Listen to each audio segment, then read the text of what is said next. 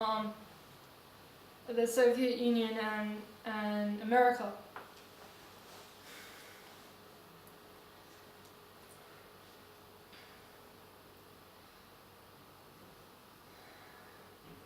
And also, there's the idea of non-proliferation in Japan.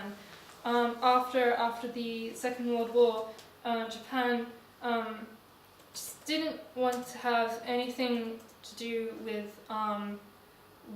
nuclear weapons, and they didn't really want to invest too much in being an offensive country, like they having large offensive capability like they did before the Second World War and during the Second World War. And this was actually a reflection of the fact that they the fact that the Americans were there, it didn't make the Japanese bitter about the Americans and want to make movies about the American oppression. In fact, it was quite the opposite. When Japan surrendered to the US, it was only the Japanese elite that suffered. The normal Japanese citizenry was surprised to find that not only were the Americans not going to pillage and rape their women and destroy everything, that aid, American values and norms were disseminated generously.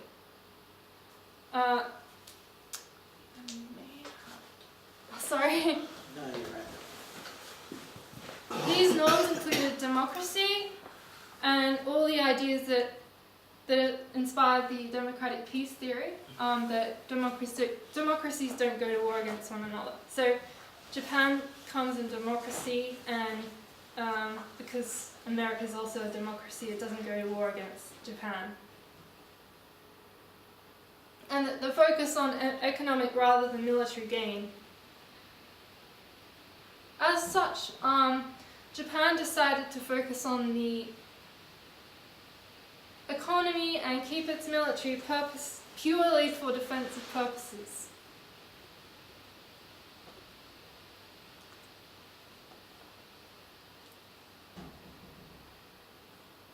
That's kind of just a funny picture.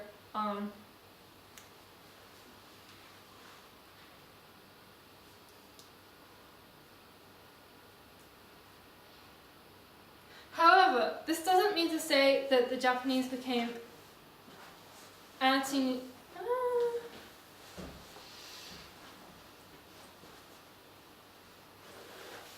Sorry, my speech is kind of disorganized, so I've got a bit of redundancy here.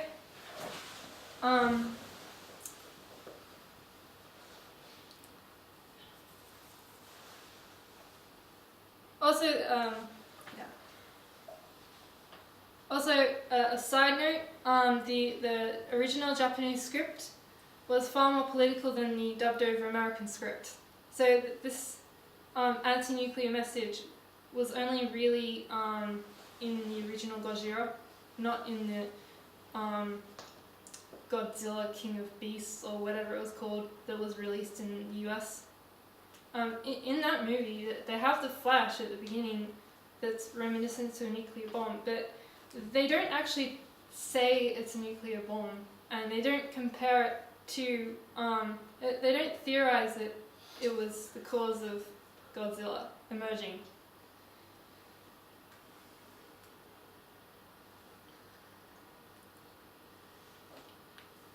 And they don't have a lot of character development for Serizawa either, and how he feels, and his guilt over over the nuclear bomb. But I feel this is an important thing that they should have covered, because with actual nuclear bombs, people felt the same way about those too.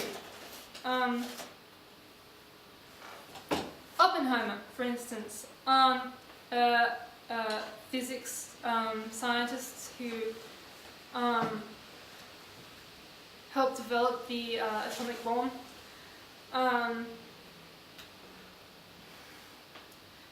There's this famous interview where he quotes the Bhagavad Gita, and he's crying when he says it.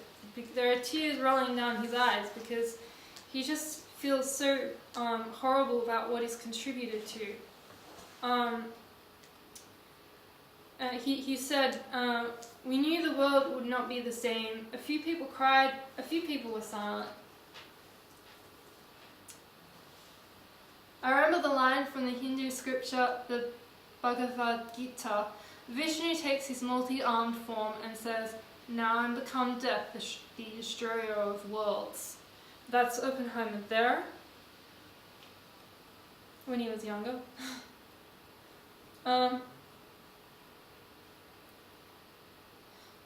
So in conclusion, Godzilla was sort of, back then you would have classified it as a science fiction movie. And it was like a lot of other science fiction movies back then. And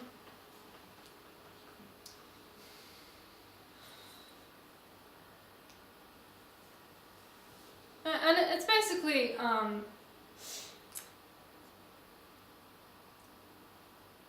comparing this, using Godzilla as an allegory for nuclear weapons and how they want to, how bad they are, and